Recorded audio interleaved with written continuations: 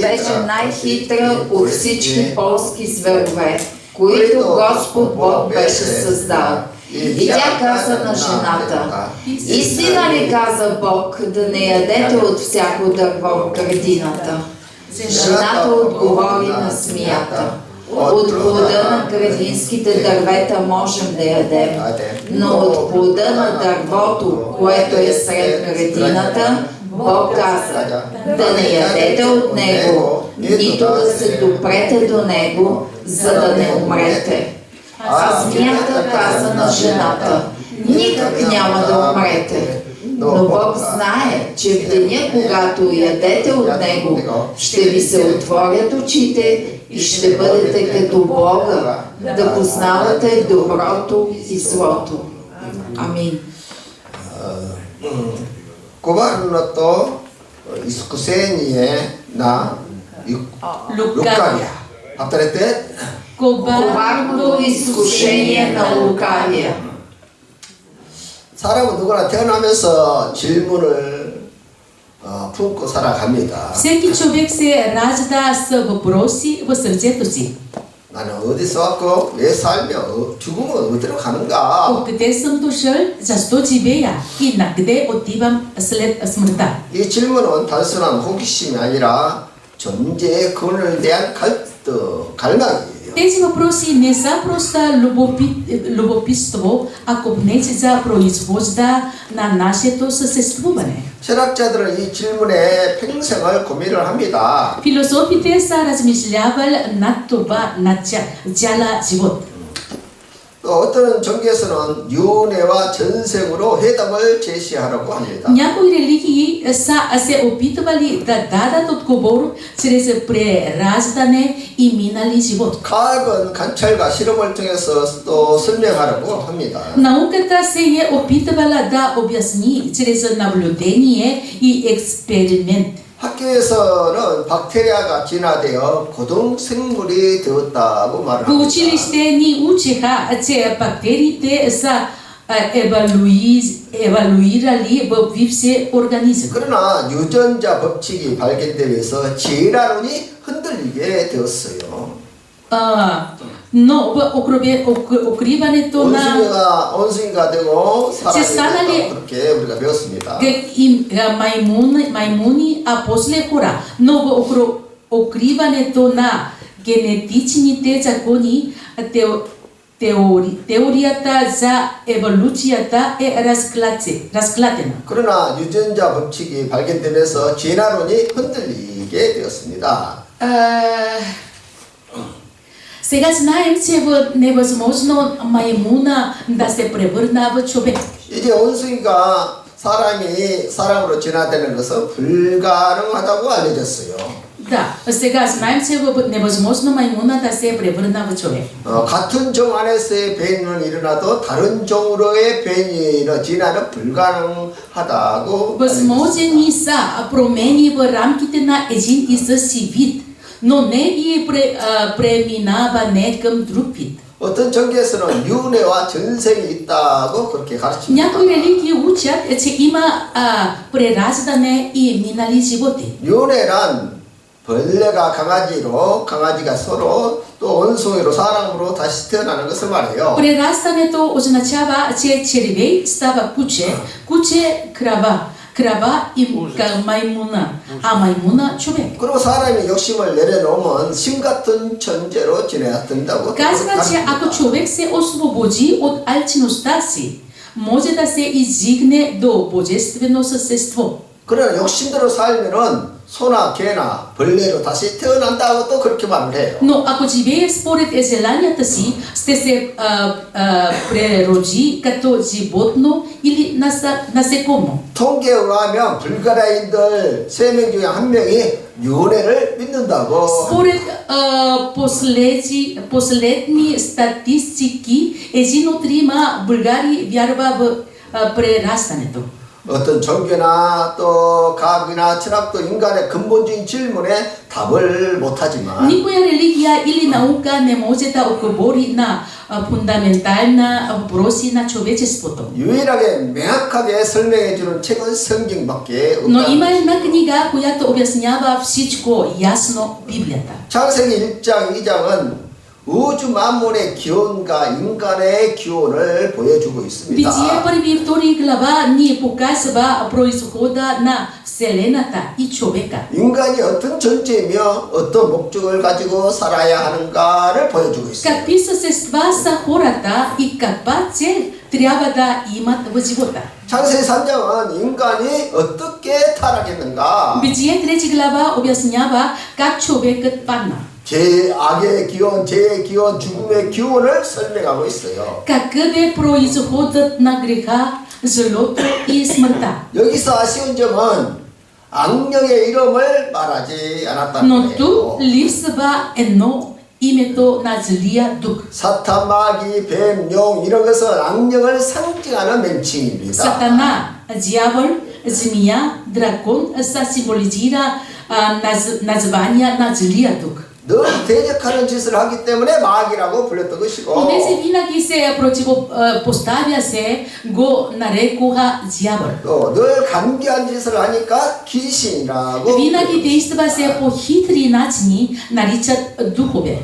루시퍼도 실명이 아니라 지금 금성을 말하는 것이고, Люцифер също не е лично име, а означава Венера, т.е. звезда. 창세기 3장에서 악령의 정체가 처음 등장하는데 뱀으로 묘사했다. В Битие 3 глава злия дух се появява за първи път представен като змия. 그럼 뱀이 악령이냐? Значи змиите са зли духове? 아니에요. 네. 뱀 자체가 악령이 아니지만 악령이 뱀을 이용했기 때문에 상징이 된 것이에요. Самите змии не са зли духове, но са станали символи, защото злите духове са ги използвали. 사람들은 성경에 뱀, 용이 등장하니까 성경을 실화로 오해하게 Хората 되는 거예요. погрешно разбирали Библията като мит, защото в нея са изобразявани змии и дракони. 칼빈의 기독교 강요에서 В институти на християнската религия на Калвин казва: 하나님이 인간들과 대화하실 때 말을 더듬는다. Бог заеква, когато говори с хора. 마치 엄마가 젖먹이 아이에게 맘마 먹자 말하는 것과 같은 거예요. Както майка говори на бебето, хайде да ядем. 하나님은 우리가 말씀하실 때 자신을 낮추어서 어린아이에게 말을 하듯이 하신다는 거예요. Когато Бог говори, се смирява, защото няма земни думи, които да описят небесната реалност. 왜냐하면 천국에 있는 실체를 인간의 언어로 표현할 단어가 없었어. Защото дори Исус трудно обяснява се небесното царство. 하나님도 뭐라고 설명할까 고민하신다는 거예요. И не защото не знае се, защото на земята няма нищо подобно. 예수님도 천국에 대해서 설명하실 때 보면 아주 어려워하셨습니다. Дори Исус е имал много трудности да обясни какво е раят. 설명이 어려운 이유가 천국에 있는 것이 이 땅에 없기 때문에 그래요. Причината е, че това, което е на небето, не е на тази земя. 그래서 천국에 땅에 있는 비슷한 것을 가지고 비유로 설명했다. За това той ги обяснява се с притчи, използвайки подобно нещо на земята. 천국은 마치 무엇과 같다고 하면서 비유로 Той 설명했습니다. използва се притчи, небесното царство прилича на нещо. 중요한 것은 하나님의 명령을 설명할 때 하나님의 악령을 설명할 때 뱀으로 묘사합니다. Важното е, че когато Бог описва злите духове, той ги описва като змии. 여러분 실제 보면 그런데 뱀은 여호와 하나님이 지으신 들짐승 중에 가장 간교하더라. Помислите, а змията беше най-хитра от всички полски зверове, които Господ Бог беше създал. 악령이 가장 간계한 악령이 가장 간계한 뱀을 이용했다면 악령은 또 얼마나 간교하겠습니까? Ако злият дух е използвал най-хитрото животно, колко по-хитър е самия той. 뱀이 먹기를 하나님이 참으로 동산 모든 나무의 열매를 먹지 말라고 하더냐? Змията пита жената, истина ли каза Бог да не ядете от всяко дърво в градината? 이 질문은 단순한 질문이 아니라 하나님의 말씀을 의심하게 하는 질문이라는 거예요. Това не беше просто въпрос, а опит да се внесе съмнение в Божието Слово. 분명히 하나님은 모든 나무의 열매를 먹을 수 있으나 동산 중앙에 있는 선악을 알게 한 나무 열매는 먹지 마라. Бог ясно беше казал, можете да ядете от всички древета, но от дървото за познаване на доброто и злото да не ядете. 그러나 간교한 뱀은 말씀을 뒤틀어서 질문했다는 거예요. Но хитрата змия изкриви думите и зададе въпроси. 유혹은 언제나 말씀을 흐리게 하는 데서 시작되는 거예요. Изкусението винаги започва с размътване на Божието Слово. 오늘날도 마찬가지입니다. И днес е така. 정말 말씀이 그렇게 말하느냐? Наистина ли Библията казва това? 그건 옛날 이야기가 Не е 아니냐? ли това остаряла история? 요즘 시대에 그것이 맞는 말이냐? Подходящо ли е това за нашето време? 사탄은 지금도 말씀을 흐리고 의심하게 만들어서 애곡시킨다는 거예요. Сатана и днес изкривява Словото и поражда съмнение. Това търсичио, нека чайно четем, четири. Жената отговори на змията, от плода на градинските дървета можем да ядем, но от плода на дървото, което е сред градината, Бог каза, да не ядете от него, нито да се допрете до него, за да не умрете. 하나님이 먹지 말라고 말했지 언제 만지지 말라고 했습니까? Бог каза да не ядеш. Кога каза да не докоснеш? 또 먹으면 죽는다고 말했지 언제 죽을까 하노라고 했습니까? Бог каза, когато ядеш, непременно ще умреш. А кога каза, може би да умреш? 문제는 여자가 하나님의 말씀을 정확히 알지 못하니까 말씀을 애곡했다는 거예요. Проблемът е, че жената не познаваше точно Божието Слово и го изкрива. 아는 것도 아니고 모르는 것도 아니고 Жената нито знае, нито не 신기하게 знае. 이렇게 대답했다는 거예요. Затова говореше изкривено. 그래서 우리가 말씀에 대해서 정확하게 알지 못하면은 Ако ние не познаваме Словото точно, 유혹 앞에 흔들리고 거짓 앞에 약해지고 ще се колебаем пред изкусението, ще станем слаби пред лъжите. 확신 있게 말하는 거짓말에 속게 된다는 И 거예요. ще бъдем измамени от лъжи, изречени с увереност. четири пет 왜 четири А змията каза на жената, никак няма да умрете, но Бог знае, че в деня, когато ядете от него, ще ви се отворят очите и ще бъдете като Бога, да познавате доброто и злото. 오히려 뱀이 확신 있게 말하니까 사람들이 섞는 것이죠. По-скоро, защото земята говори с увереност, хората биват измамени. 사기꾼이 결코 죽지 않는다고 확신 있게 말하니까 사람들이 섞는 거예요. Този измамник казва, няма да умрете. И хората му вярват. 사기꾼이 거짓말을 희미하게 하면 아무도 안 속는데 Ако измамникът говори се неуверено, никой няма се да се подведе. 너무 확신 있게 말하니까 여자가 그냥 속아 넘어가는 것이죠. Но понеже говори твърдо, жената се подлъга. 그리고 유혹의 핵심은 이것입니다. А същността на изкусението е това. 하나님 없이도 지혜로워질 수 있다. Можеш да бъдеш мъдра без Бог. 하나님처럼 될 수 있다. Можеш да станеш като Бог. 이것이 모든 죄의 뿌리가 되는 거예요. Това е коренът на всеки грях. 하나님 없이도 살 수 있다는 착각. Заблудата, че можеш да живееш без Бог. 하나님보다 더 지혜로워질 수 있다는 교만. Арогантността да мислиш, че човек може да бъде по-добър, по-мъдър от 하나님처럼 Бог. 되고 싶다는 욕망이 죄의 본입니다. Желанието да бъдеш като Бога е същността на греха. 자, Шести. И като видя жената, че дървото беше добро за храна и че беше приятно за очите, дърво желано, за да дава знание, взе от плода му и яде. Даде и на мъжа си да яде с нея и яде и той. 아멘. 자, 하나님이 먹지 못할 열매는 흉측하게 징그럽게 못생기게 만들었. Бог беше направил забранения плод грозен или облъскващ, нозен.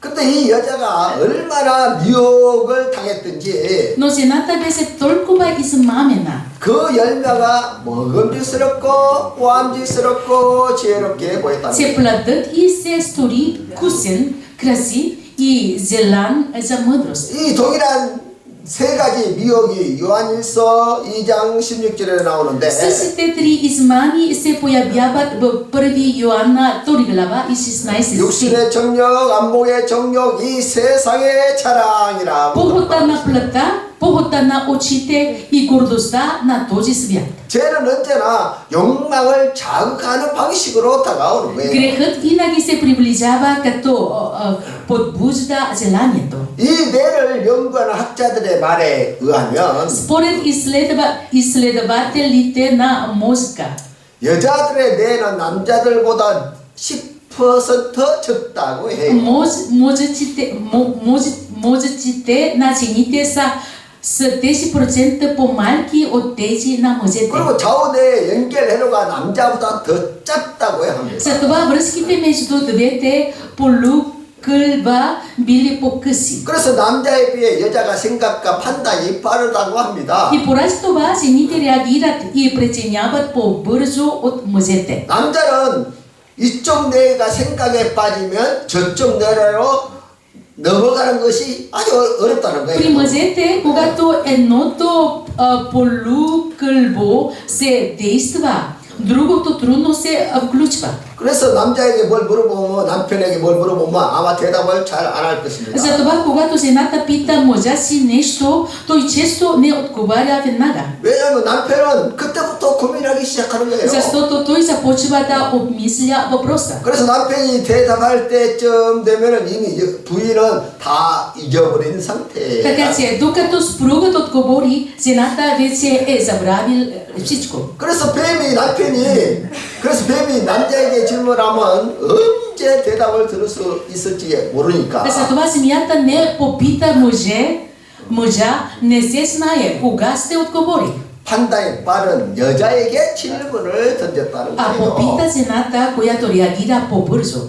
여자가 생각하기라 Жената си 하나님은 каза, 먹지 말라고 부정적으로 말하셨고 Бог говори отрицателно, да не ядеш. 뱀은 먹어도 결코 죽지 않는다고 А змията говори положително, няма да умрете.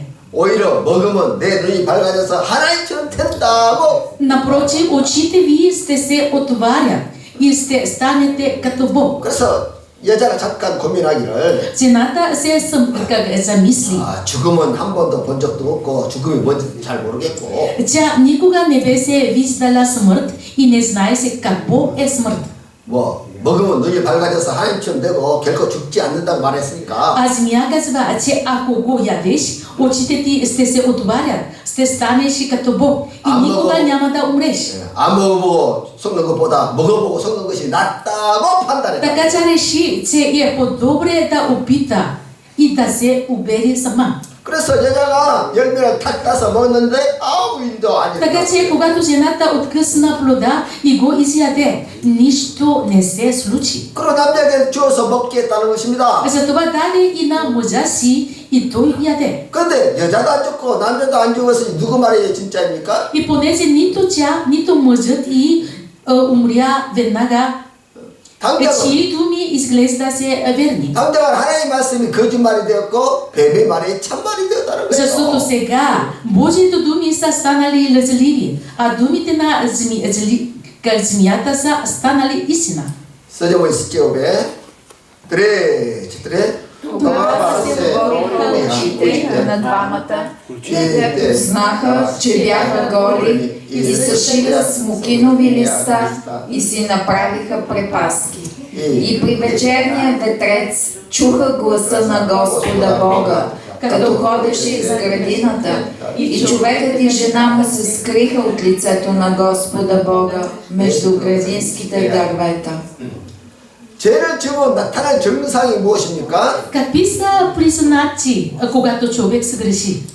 부끄러워하고 두려워하고 피하고 숨는 것이죠. Той изпитва срам, страх и се опитва да се скрие. 죄는 언제나 관계를 깨뜨리고 마음을 어둡게 하고 Грехът винаги разрушава взаимоотношенията. 또 하나님을 피해서 피하게 만든다는 것입니다. Помрачава сърцето и ни кара да избягваме Бога. 오늘날도 마찬가지로 Днес и дори днес, когато грешим, 죄를 молитвата се 지으면 기도가 блокира. 막히는 것이고 Поклонението става тежко 또 예배가 부담스럽고 и страхуваме се да заставаме пред 말씀 Бога. 앞에 서 있는 것이 두렵다는 거예요. И страхуваме се за пред Словото. 9절에 여호와 하나님이 아담을 부르시며 그에게 이르실 때 내가 어디 있느냐? 7 стих, но Господ Бог повика човека и му каза, къде си? 하나님이 그가 어디 있는지 몰라서 물어보신 것이 아니라 영적 질문이죠. Бог не попита, защото не знае се къде се намира, а това е духовен въпрос. 너는 누구 편에 서 있느냐? На чия страна стоиш? 너는 지금 어떤 상태에 В 있느냐? какво състояние се намираш? 하나님 지금 우리에게 그렇게 묻습니다. Бог и днес ни задава този въпрос. 너는 지금 어디에 있느냐? Къде се намираш и сега? 말씀의 자리인가? 유혹의 На 자리인가? мястото на Словото ли стоиш или на 빛 изкусението? 가운데 있는가? 어둠 가운데 В 있는가? светлината ли си или в тъмнината? 제시 시점에 제시 그래 지들이 А той отговори, чух гласа ти в градината и се оплаших, защото съм гол и се скрих. А Бог му каза, кой ти каза, че си гол? Да не би да си ял от дървото, от което ти заповядах да не ядеш? 부끄러워하고 두려워하고 피하고 숨는 것이 죄의식이라는 거예요. Срамът, страхът, бягството и укриването, това е чувство за вина. 죄의식을 느끼면 하나님을 피해서 숨는다는 거예요. Когато човек изпитва вина, той се крие от Бога. 그래서 하나님이 책임을 추구하라고 질문하자 뭐라고 대답했습니까? И когато Бог задава въпроси, за да изясни отговорността, какво отговаря човекът? 디미나이세 스티오베 그래 저들이 И човекът отвърна, жената, която си ми дал за другарка, тя ми даде от дървото и ядох. И Господ Бог каза на жената, какво е това, което си сторила? А жената отговори, змията ме подмами и ядох. Тогава Господ Бог каза на змията, понеже си сторила това, проклетена си между всеки вид добитък и между всички полски зверове, по корема си ще се влачиш и пръст ще ядеш през всички дни на живота си. 할렐루야. Алелуя. 인간의 뿌리 깊은 악습이 여기서 시작되는 것이죠. Тук започва дълбокото вкоренения човешкия навик да прехвърлят вината. 아담이 하와에게, Адам обвинява Ева, 하와가 뱀에게, Ева обвинява земята, 뱀이 하나님께 아, 책임을 zmiata 전가하는 거예요. 1차적 책임은 여자를 만든 하나님께 있고 Адам казва, първо ти ми даде жената.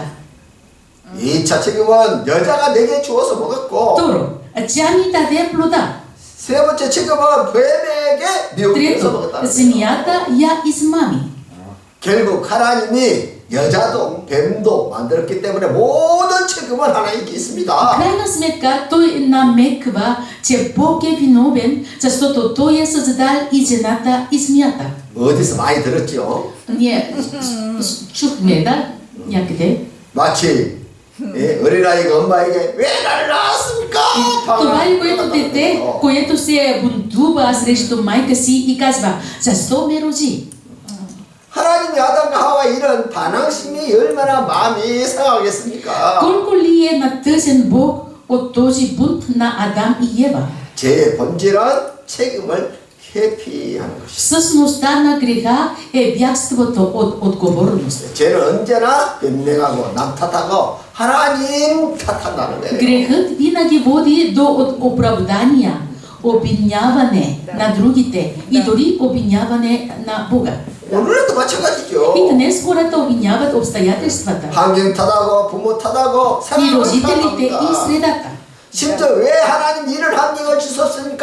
И 하고 понякога 하나님을 дори 탓합니다. обвиняват Бога, защо ми даде такава среда. 그러나 회개는 책임을 인정하는 데서 시작하는 거예요. Но покаянието започва с признаване на собствената си отговорност. 할렐루야. 그렇다고 하나님이 자기 행상인 인간을 저주할 수 없습니다. Но Бог не може да прокълне човека, създаден по Негов образ.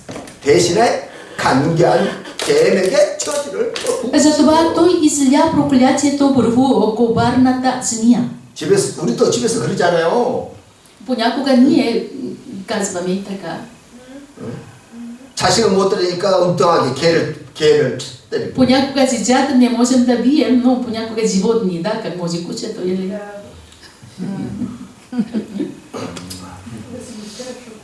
모든 진성보다 더 저주를 받아 배로 끌려다니며 입으로 흙을 파하게 하며 삽니다. Тя беше проклета повече от всички животни да пълзи по коремата си и да яде прах. 자, 빛나이 셋 스티업에 드레 Ще постави вражда между теб и жената, и между твоето потомство и нейното потомство. То ще ти нарани главата, а ти ще му нараниш петата. Амин. Амин. 남자도 뱀을 좋아하지 않지만은 여자들은 정말 뱀을 싫어하는 거야. Мъжете също не обичат змии, но жените ги ненавиждат още повече. 문제는 눈에 보이는 뱀은 아무 문제가 되지 않아요. Но истинския проблем не е видимата змия, 진짜 문제는 눈에 안 보이는 뱀이에요. а невидимата духовната. 이 뱀은 여자와 온수가 되었고 여자의 후손과도 온수가 되었다는 거예요. Тази змия стана брат на жената и на нейното потомство. 그러면 여자의 후손이 누구입니까요? Тогава кой е потомството на жената? 뱀의 후손은 누구일까요? И кой е потомството на змията? 대답이 쉽지 않는데 예수님이 아주 놀라운 말씀을 하셨습니다. Отговор не е лесен, но Исус каза нещо удивително.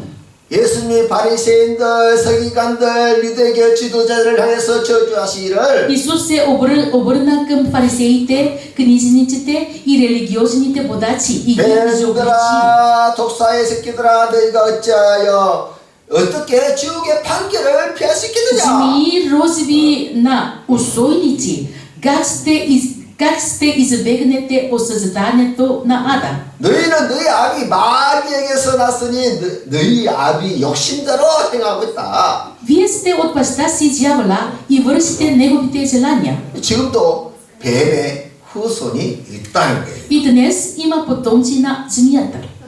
뱀의 후손이 여자의 후손의 발꿈치를 상하게 한다는 거예요. Потомството на змията ще нарани петата на потомството на жената. 반면에 여자의 후손이 뱀의 머리를 상하게 할 것이다. Но потомството на жената ще смазе главата на змията. 실제로 뱀의 후손들이 예수님께 누명을 씌워서 십자가에 못 박아 죽였던 것이죠. И наистина потомците на змията оклеветиха Исус и го разпънаха на кръста. 그러나 예수님이 3일 만에 죽음에서 부활하심으로 마귀는 패배다. Но Исус възкръсна на третия ден и така Сатана беше победен.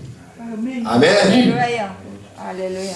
시신의 셋 스티오베 내가 트레 На жената каза: ще ти увелича болките по време на бременността и с болки ще раждаш деца. И на мъжа ти ще бъде подчинено всяко твое желание и той ще те владее. А на човека каза: понеже си послушал гласа на жена си и си ял от дървото, за което ти заповядах, като казах да не ядеш от него, то проклета да бъде земята заради тебе. С кръв ще се прехранваш от нея през всички дни на живота си. Тръни и будили ще ти ражда, и ти ще ядеш полската трева. С пот на лицето си ще ядеш хляб, докато се върнеш в земята, защото от нея си взет, понеже си пръст и в пръста ще се върнеш. Тя ще ти ражда тръни и будили, и ще ядеш полските растения. С пот на челото си ще ядеш хляба си, докато се върнеш в земята, защото от нея си взет, понеже си пръст и в пръста ще се върнеш. 아멘. 여자에게는 임신의 고통과 해산의 고통이 На жената е дадени болките на зачеването и раждането. 남편과의 갈등도 늘 따라다니는 것이지요. И напрежението в взаимоотношенията с мъжа стана част от живота си. 저는 남자이기 때문에 해산의 고통이 어느 정도 심한지는 잘 모르겠어요. Аз съм мъж и затова не знам колко болка жената страдат, когато родилка бол. 근데 이제 임신의 고통을 제 며느리가 임신의 고통에서 고통당하는 것을 보았어요. Аз видях болка не раждането, когато заченето, когато вътре в бебето, снаха ми столка страдаше. 3개월 동안을 밥을 못 먹어. Просто 3 месеца изобщо не ядеше, не можеше да ядеше. 그 고통 때문에 столько 그냥 살은 тежък. 빠지고. И тя не можеше да яде и стана просто слаба. 그때마다 И 여기 창세기 3장에 나오는 여자가 생각나. И когато тя имаше такъв труден момент, аз спомних словото тук, жените столько страда. 남자의 고통은 땅이 저주를 받아 땅이 가시와 은근키를 냈다는 거예요. А мъжът понесе тежестта на проклената земя, която ражда тръни и бодли.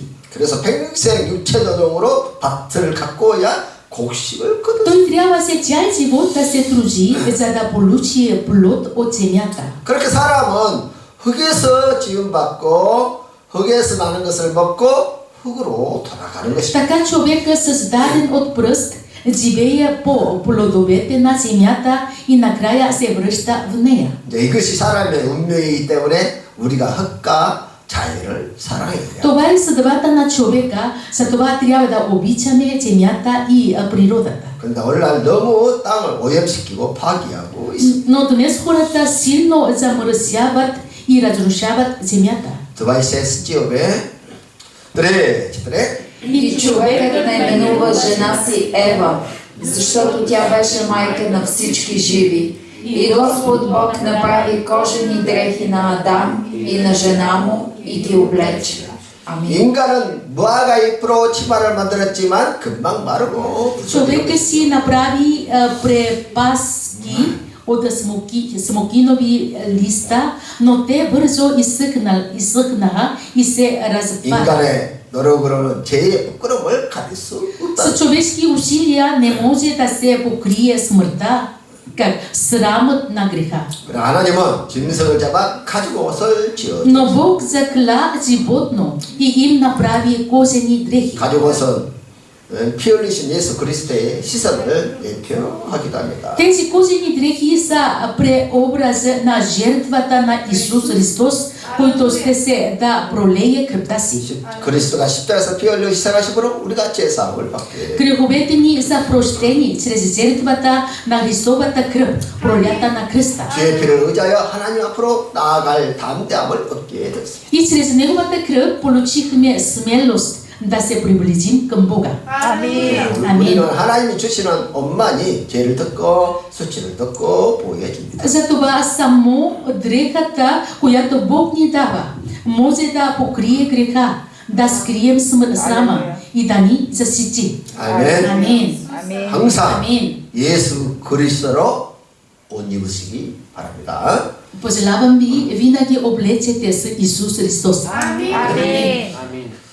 드바이세 드바스티오베 тре. И Господ Бог каза: ето, човекът стана като един от нас, да познава доброто и злото. И сега, за да не посегне да вземе и от дървото на живота, да яде и да живее вечно, затова Господ Бог го изпъди от Едемската градина да обработва земята, от която беше взет. 뱀의 말처럼 사람이 안전하인처럼 된 것이 아니라 부분적으로 하나님처럼 됐어요. Човек не стана напълно като Бог, както каза змията, а само частично. 그것은 선악을 아는 일인데 전부가 아니라 일부분만 알게 됐다는 거예요. Той позна доброто и злото, но не напълно, а само частично. 선악을 완전히 아시는 분은 하나님밖에 없어요. Само Бог познава напълно доброто и злото. 하나님은 타락한 인간이 생명의 열매를 먹지 못하게 에덴에서 내보냈습니다. Бог изгони падналия човек от Едем, за да не яде от древото на живота. 이것은 심판이 아니라 보호예요. Това не беше наказание, а защита. 제 가운데 영원히 사는 것은 가장 큰 비극이라는 거예요. Защото да живееш вечно в състояние на грях е най-голямата трагедия. 그리고 인간에게 그들에게 근본된 토지를 갈게 하셨다는 И 거예요. Бог ги върна към земята, която трябваше да обработва. 농사는 사람에게 주신 가장 근본적인 직업이에요. Затова земеделието стана първото и основна човешка занятие. 아무리 과학, 문명, 기술이 발전해도 사람은 흙에서 나는 것을 먹고 사는 거예요. Колкото и да напредва науката и техниката и цивилизацията в днешно време, хората все още живеят, като ядат неща, които растат от почвата. 그리고 흙에서 난 그대로 덜 가공해서 먹어야 건강합니다. И най-здравословно е да се яде това, което идва от земята с минимална обработка. 많이 가공을 하면 영양소가 발휘돼서 오히려 몸을 해롭게 해요. Прекалената обработка унищожава хранителните вещества и вреди на тялото. 오늘날 사람들은 흙을 싫어해서 시멘트를 다 덮어버리는데 И днес хората мразят мръсотията, затова я покриват всичко с бетон. 사실 흙을 밟고 살아야 건강합니다. Но истината е, че човек трябва да стъпва върху земята, за да бъде здрав. 사람의 근본이 흙인데 흙을 싫어하면 어떻게 되겠어요? Човек е създаден от пръст. Какво става, ако се отвърне от нея? 그리고 인간이 선악의 열매를 따먹게 되자 선보다 악을 더 좋아하게 돼요. И когато хората яли от плода на доброто за познаване на доброто и злото, те започнали да харесват злото повече от доброто. 탐욕, 욕망, 거짓된 일에 더 관심을 갖게 됐다는 거예요. Те се увеличат повече от алчност, желания и лъже. 그래서 생명나무의 열매를 먹고 영생하면 이제 큰 문제가 생기기 때문에 Така че ако ядат плода на древото на живота и живеят вечно, това ще бъдат голям 영생하는 проблем. 것을 막기 위해서 그들을 에덴 동산에서 내보냈다는 거예요. И Бог ги изгони от Едем, за да не живеят вечно в греха. 드바이스의 칠들의 시지업에 들에 Така той изгони Адам и постави на изток от Едемската градина херовимите и огнения меч, който се въртеше, за да пазят пътя към дървото на живота. Амин. 그럼 우리가 언제 생명나무의 열매를 먹을 수 있을까요? Тогава, кога ние ще можем да ядем от плода на древото на живота? 계시록 21장에 보면 새 예루살렘의 진주문을 열고 들어가면 В Откровение 21 глава се казва, че когато влезем през висерните порти на Новия Иерусалим, 생명강가에 생명나무가 있고 사철 열매가 달린다고 했어요. край реката на живота стои древото на живота, който дава плодове през всички сезони. 여러분 중국의 진시황처럼 이 땅에서 생명의 열매를 찾으러 가지 Не 마시고 търсете плода на живота на тази земя, както го е търсил китайския император Чин Си Ванг. 아무리 찾으려고 해도 이 땅에 없어요. Колкото и да го търсите, той не е тук. 그러나 우리는 생명의 열매가 어디에 있는지 다 알고 있어요. No ние знаем где се намира истинския плод на живота. 할렐루야. Алелуя. 어디 있어요? Где се намира? Небесния Иерусалим. Алелуя. 그래서 이 땅에서 병들고 늙고 썩어질 몸으로 영생을 소망하지 Не желаете 말고 да живеете вечно в това болно, стареещо и тленно тяло. 예수님이 재림하실 때 예수 안에 잠든 영혼들이 먼저 부활할 것이고 Когато Исус се върне, първо ще възкръснат онези, които са починали в Него. 살아있는 우리는 신랑한 몸으로 변화되어 불이 섞인 유리 바다를 건너가고 А живите ще бъдат преобразени в духовни тела и ще преминат през огненото стеклено море.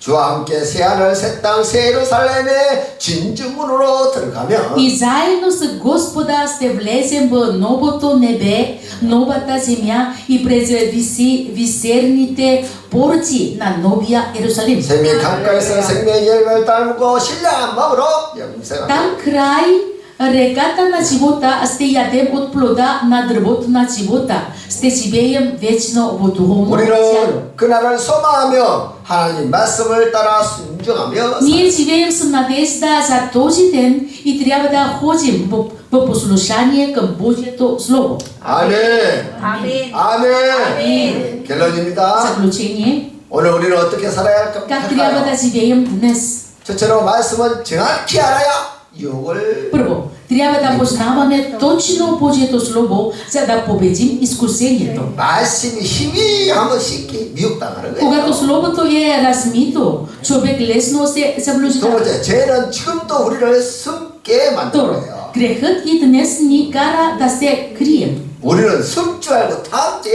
Не трябва да се 하나님 крием, а да отидем при Бога. 숨지 않을 때 회복이 시작되는 거예요. Когато да не се крием, започва възстановяването. 세 번째, 책임 전가는 치유를 막습니다. Прехвърлянето на вината пречи на изцелението. 회개는 책임을 인정하는 데서 시작되는 거예요. Покаянието започва с признаването на отговорност. 네 번째로 예수님은 이미 세 번째로, 승리하셨습니다. Исус вече е победил. Амин. 우리는 항상 승리하신 주님의 편에 서 있어야 합니다. Ние трябва винаги да стоим на страната на победоносния Господ. 아멘. 아멘. 다섯 번째, 하나님은 심판 속에서도 은혜를 Бог дава 베푸십니다. благодат дори в съд. 하나님이 가죽 옷을 지어 주신 것처럼 Както направи кожени дрехи за човека, 하나님은 예수 그리스도의 보혈로 우리의 수치를 덮으셨습니다. така Бог покри нашия срам с кръвта на своя еднороден син Исус Христос. 아멘. 아멘. 하나님은 오늘도 우리에게 묻습니다. Бог и днес ни пита, 너는 어디 къде се 있느냐? намираш? 말씀의 자리인가? 유혹의 На 자리인가? мястото на Словото ли стоиш или на мястото на изкусението? В светлината ли или тъмнината? 하나님의 편에서 있는가? 사탄의 속임수 앞에 Стоиш ли на страната на Бога или се колебаеш пред измами на 하나님은 Сатана? 숨은 인간을 찾아오시는 분이십니다. Бог е този, който идва да намери човека, 심판 който се 속에서도 крие. 은혜를 주시는 분이십니다. И той е този, който дава благодат при съда. 가죽 옷을 입혀주시고 Той облече човека в кожени дрехи. 여자의 후손을 약속하시고 И той обеща потомъка на жената. 생명의 나무의 길을 다시 И 열어 той е този, който отново ще отвори пътя към дървото на живота. 우리는 그 은혜 안에서 다시 하나님께 나아가 항상 예비하시기를 Славян ви да се приближавате към Бога и да го поклоните в Неговата благодат. Господ이 뭐 먹으니 다